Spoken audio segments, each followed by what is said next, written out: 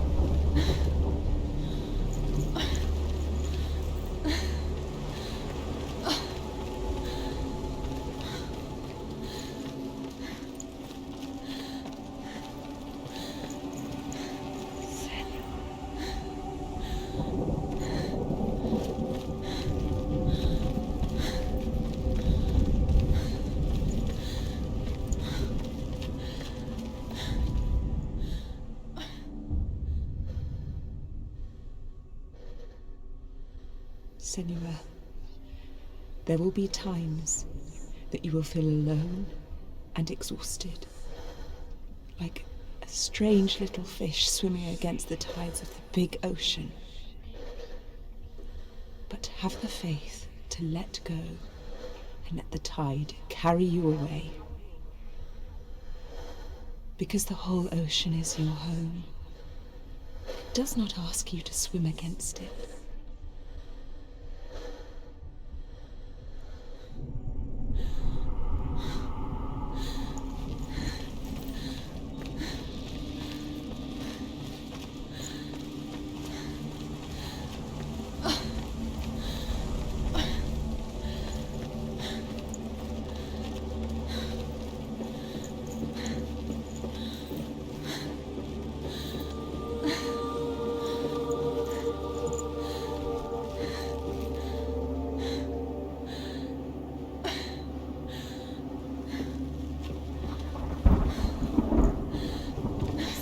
There he was, the lone figure of a boy. He's there, under the tree. His sword lay under the shade of a tree. You have to. She remembers the first time she saw him. To her young eyes, he moved as if dancing, and the world danced with him. The gloom lifted. For the first time in years, she felt You can see him. a ray of hope. You have to keep Dillian going. Keep going.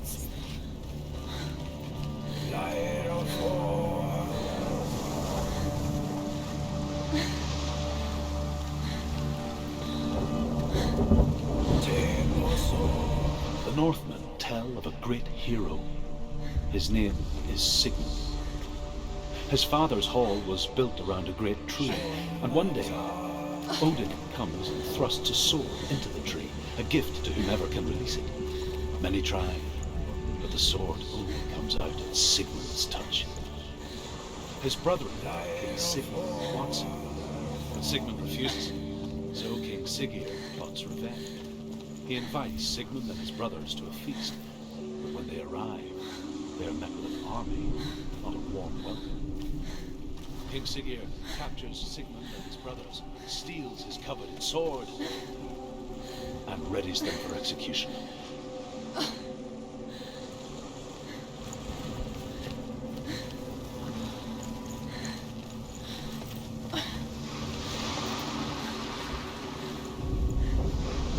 Death for Sigmund and his brothers seems certain. But the king's wife is Sigmund's sister, and she begs for mercy and implores the king to chain them up instead. He agrees. Not for mercy, though, but because he plans an even more cruel and lingering death. Chained to a tree in the forest that night, a she-wolf comes and devours one of Sigmund's brothers. She returns, ravenous, night after night, until only Sigmund is left. The next day, Sigmund's sister sends a servant with honey to smear on Sigmund's face. But to what end? Well, that night, when the she-wolf appears again, you'll never guess what happens.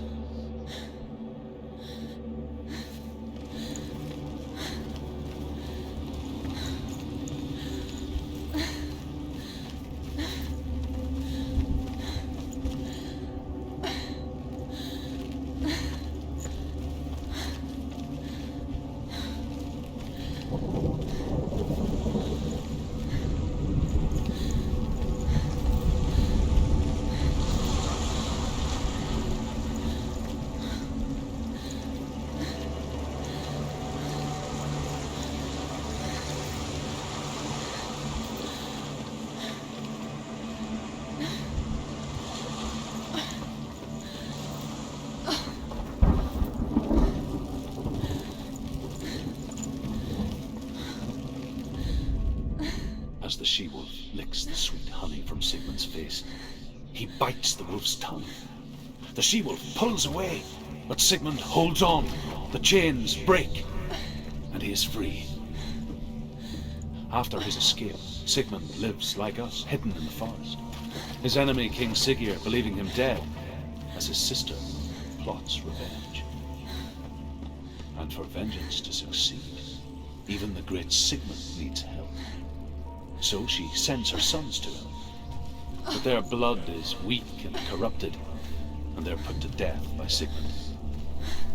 So his sister hatches a new plan, one that is cold of heart and pure of blood.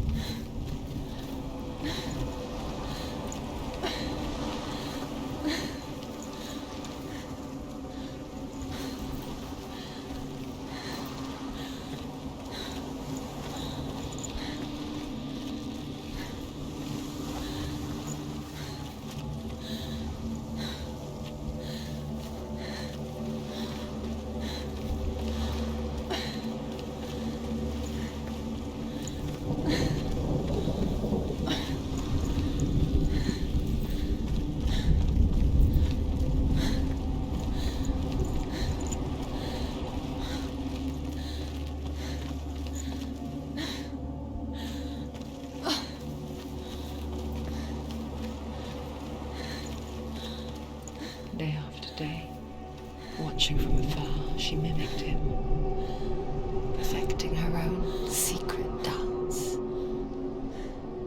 wishing those fleeting moments of light would stretch out to last forever.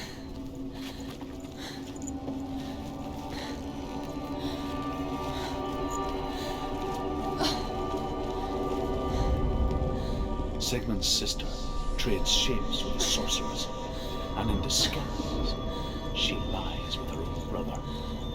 She gives birth to a son named Sinfjotli. After a time, she sends him to the forest to Sigmund. He tests the boy and finds him strong and fearless, and so they go to take their vengeance on King Sigurd.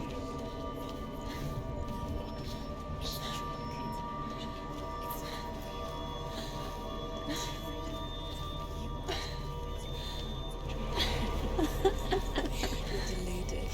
Where are you going? Where is she going? What does she find? You can't even fight. It's just deception. How does he so effortlessly court the world and bliss? If only she could do the same. See the world through eyes anew and dance with it, just like he does.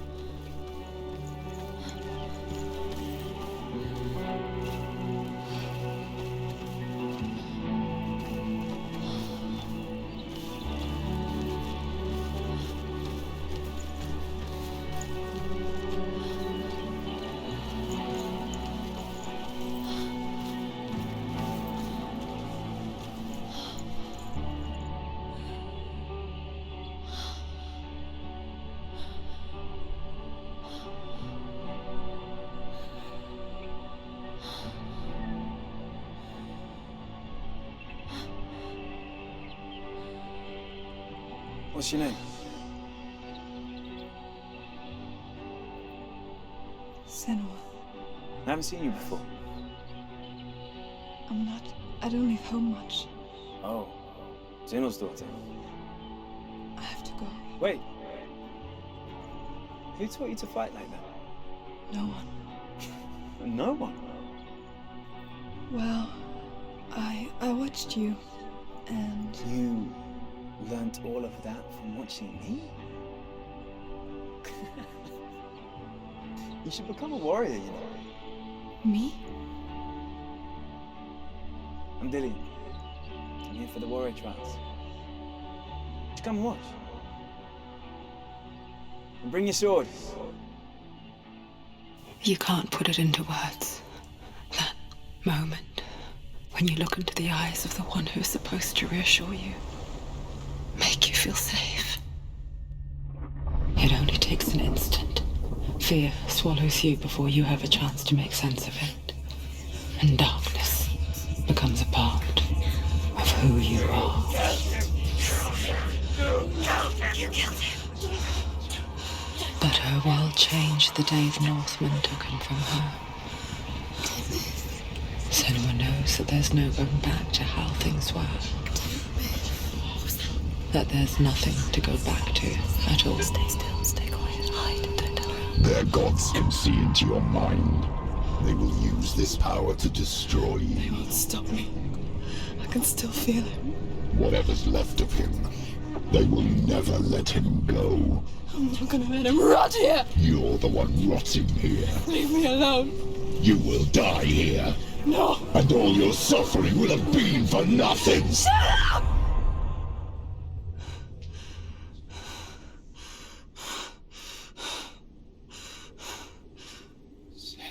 Dillian? Is that you?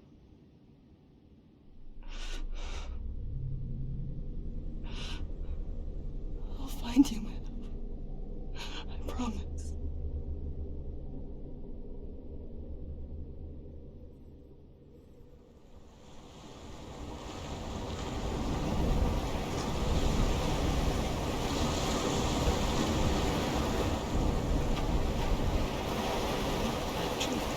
Can you see him? You want to believe it. Is he not real? Is he there? You're alone in these mountains. Is that Dillian? Nothing lives here. You won't survive. He met him by the tree. She met him by the tree. Maybe it's a sign. The tree. What's he trying to tell you? He's waiting for you by the tree.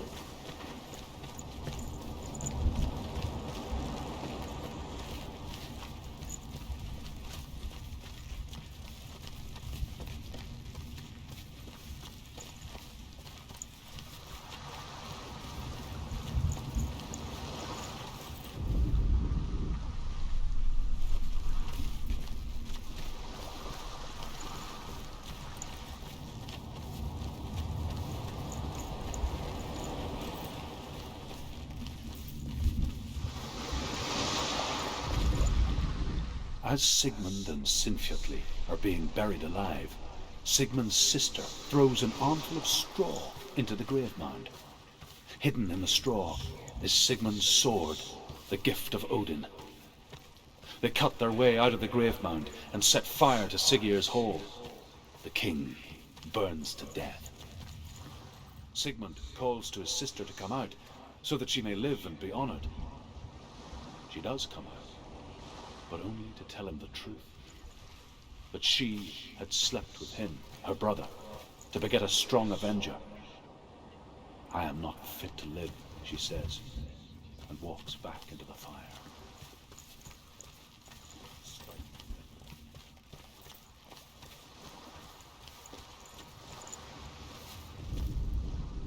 And here is the end of Sigmund's story. He was a fierce and great warrior who fought many battles. But one day, an old man came onto the battlefield.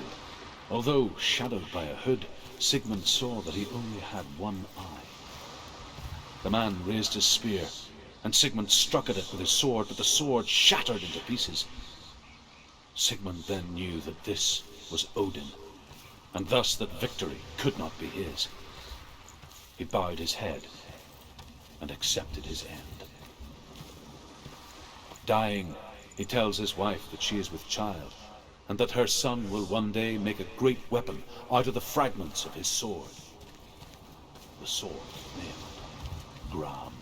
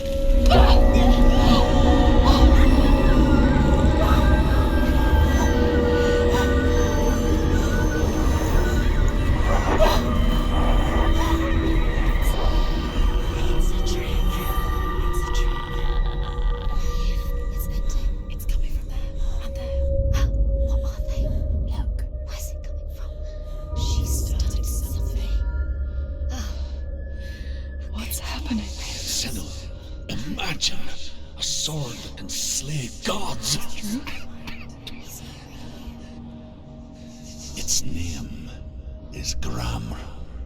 It was forged by the god of all Northmen, Odin, and gifted to Sigmund, a great warrior. I need this sword. It's important. Can you help me? The sword appears whole, but it is an illusion. It shattered into shards long ago. It is said a great warrior can reforge Gram by answering the trials of Odin, one for each shard. The roots of the Tree of Death will take you to new lands where you will face the trials. Go to the shard. Go to the shard. What's the shard? Find it. It's the metal brimstones. Where is it? Find it. There it is. Focus. There's the shard. Focus. Focus. Use your eyes. Look. Get close. A king in the north forced the dwarves to make a sword that would never fail and never rust, and that would slice through iron and stone and bring victory to its bearer. But the angry dwarves cursed it. It would be the death of a man every time it was drawn, and it would be the death of the king. Let me tell you about the sword Tyrving.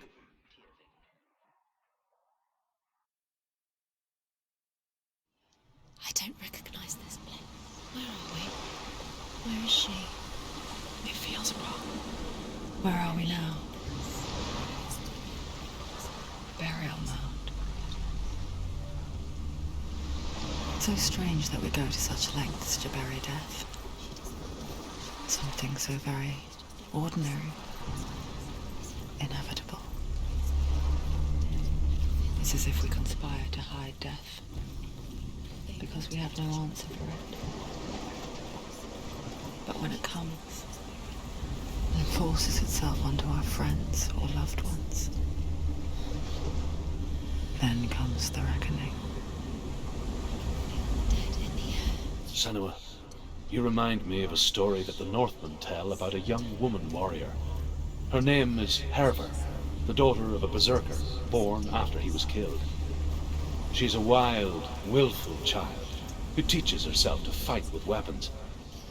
When she learns where her father is buried, her only desire is to reclaim the treasure buried with him, but above all, the sword, Tyrving.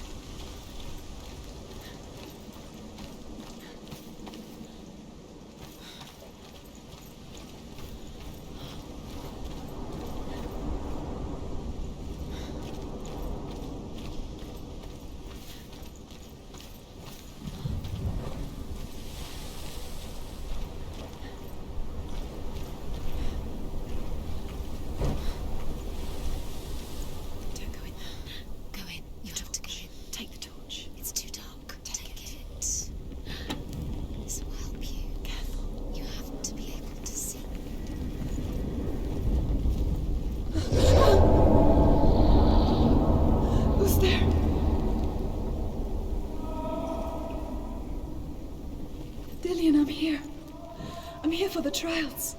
Like when we first met, remember?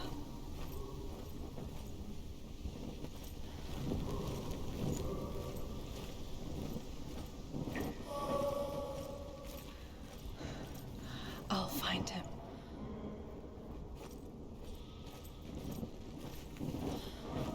What's that? Huh? Did you hear that? Nothing. Was that voices? Is that the voice or the voice of the dead? Not Dillian. Dillian's calling to you. Can you Where is hear he? him? Where is he? He sounds like he's getting further away. Have you lost him? You're going the wrong way. Are you lost and have you lost him? Where are you? Turn left. Turn right. Over this way. What was that? This way. Follow this way. Nothing. Where are we? There he is. There he is. Dillian. There he is. Finally. You found him. What's wrong? What happened? Can you hear me? Let him go again. Let him. Just wait there. I'll find you.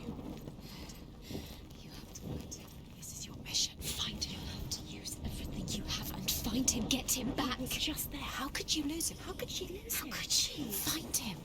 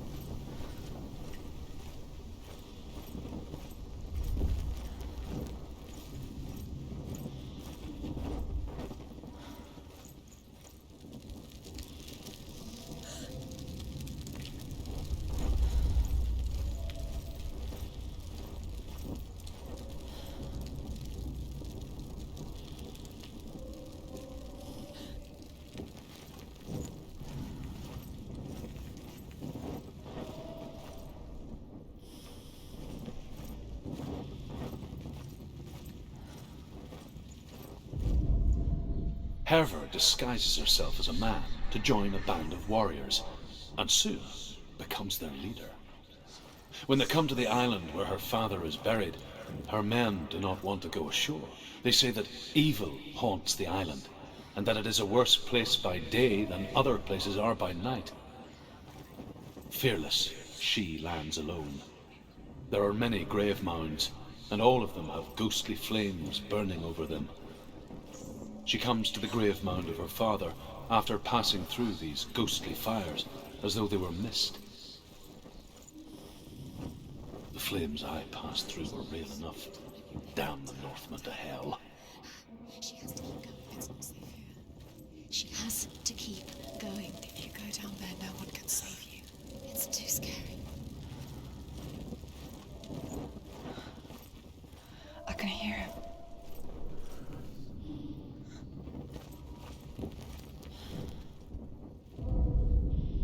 Within the burial mound, Hervor calls on her father to wake from death and bring her his sword. She says that it is not seemly for the dead in their grave mounds to bear valuable weapons. Her father answers with words of warning. You go to your doom.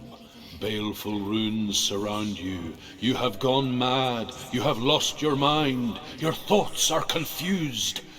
It is dangerous to wake the dead. Like I said, she reminds me of you.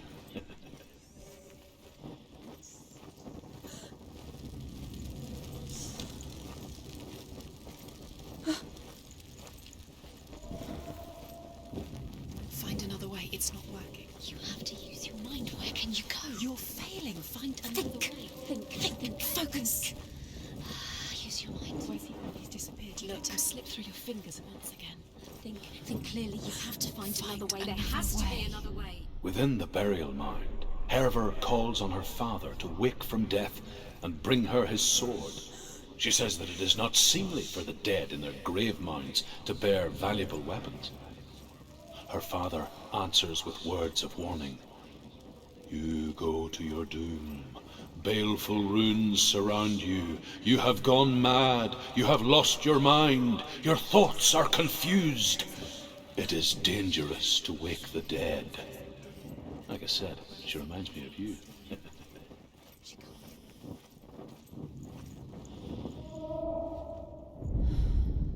Within the burial mound, Hervor calls on her father to wake from death and bring her his sword. She says that it is not seemly for the dead in their grave mounds to bear valuable weapons. Her father answers with words of warning. You go to your doom. Baleful runes surround you. You have gone mad. You have lost your mind. Your thoughts are confused. It is dangerous to wake the dead. Like I said, she reminds me of you.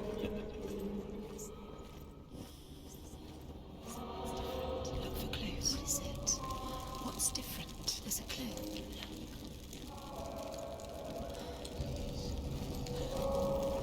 It's not him. It's not him. We told you. We told you it was a trick.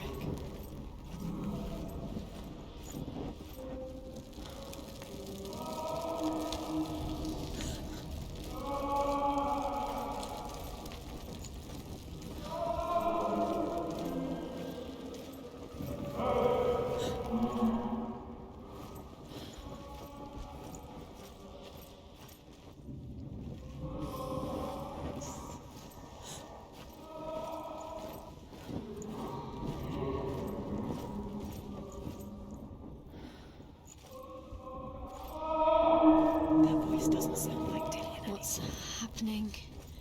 It's not him. It can't be. What's that sound? The voice is changing. What? That's not Dillian. That doesn't sound like Dillian. It sounds like something more dangerous. Something is here. In the labyrinth with you. Something evil.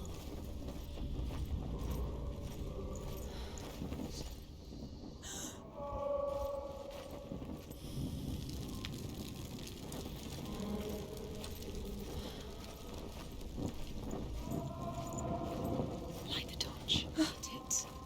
Look for the torch. Light it. What can you see? Help you see.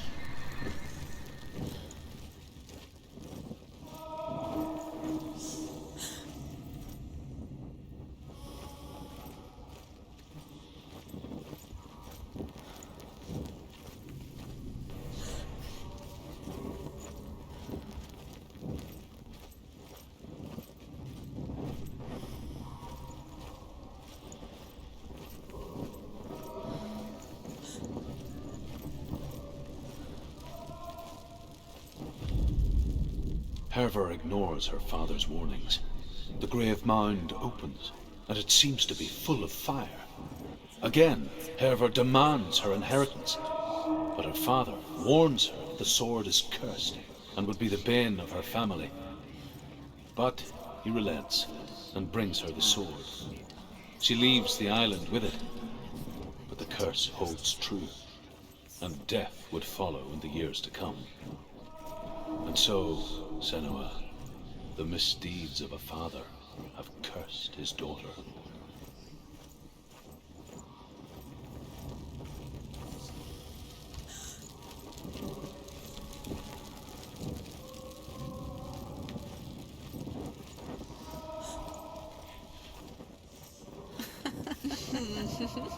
Where are we? She has no idea. We're going round in circles. You have fallen in. You think that sound is Dillion's voice? It's a trap. You walked right into their hands. They have you right where they want you. How could you? You think that voice is Dillion's? It's not. It's beckoning you to your death.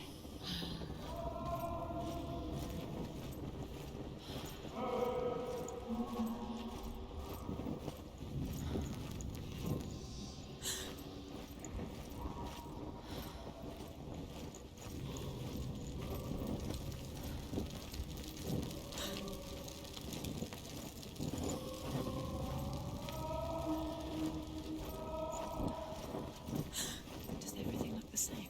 Looks the same. Something's different. Look for clues. What is it? What's different? There's a clue.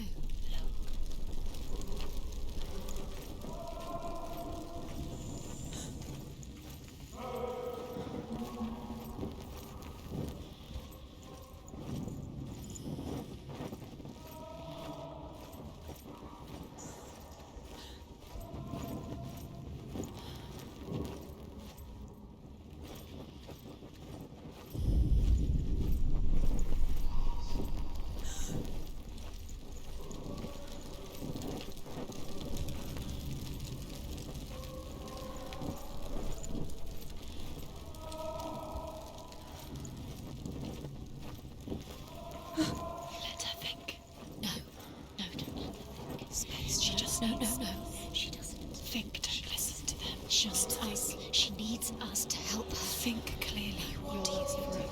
What are you going to do when the torch runs out? You'll wander around until it gets dark, and then what will you do?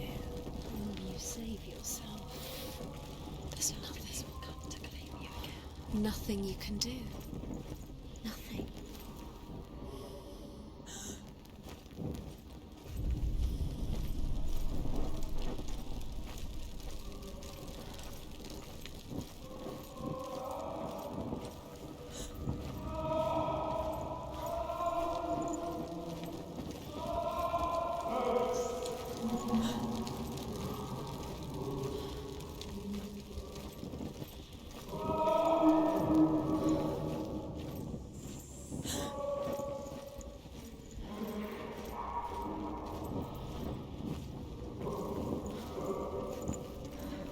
Quiet. He wants me to find him. I'm lost without him.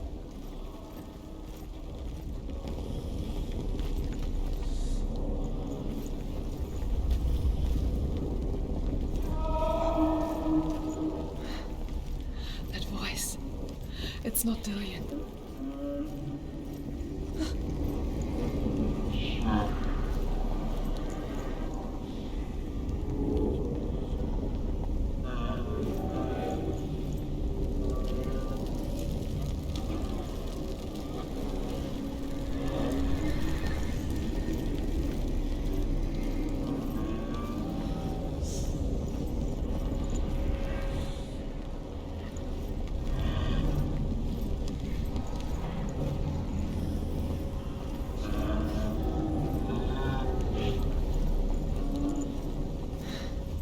Dillion wants me to face my fears.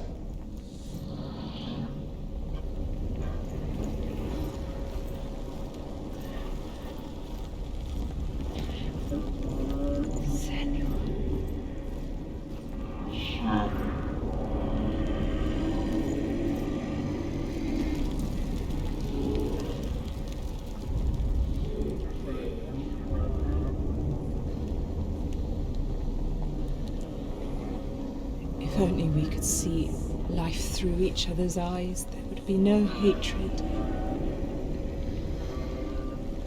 We only hate what we fear. We only fear what we cannot see. Your father, and I will keep on trying, but his gods will not let him avert his gaze. But if he could, he would know not to turn his anger on us.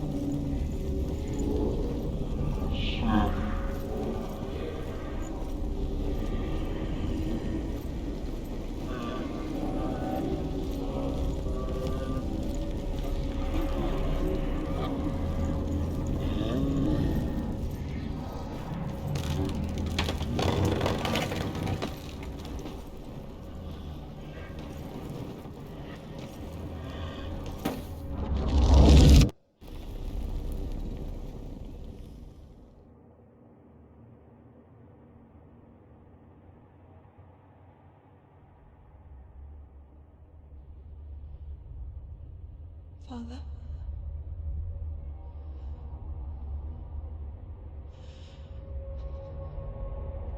I'm leaving.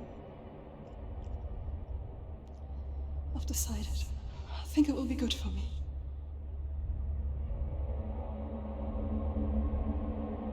It's the darkness. It's speaking through No, you. Dad, it's me. I think I can beat it. In my own way.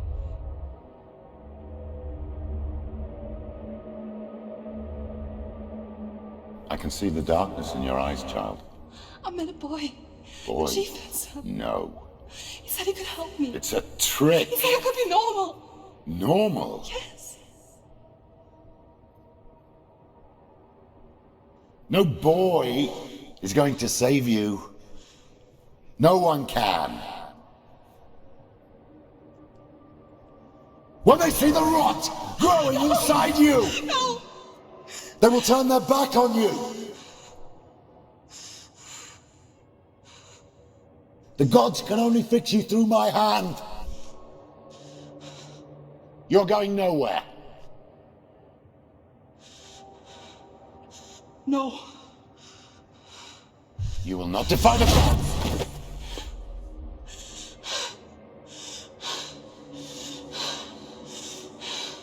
Come, child, take my hand. Come. Senua. I am leaving! You cannot escape the darkness. Your curse will make everyone suffer. You will have blood on your hands!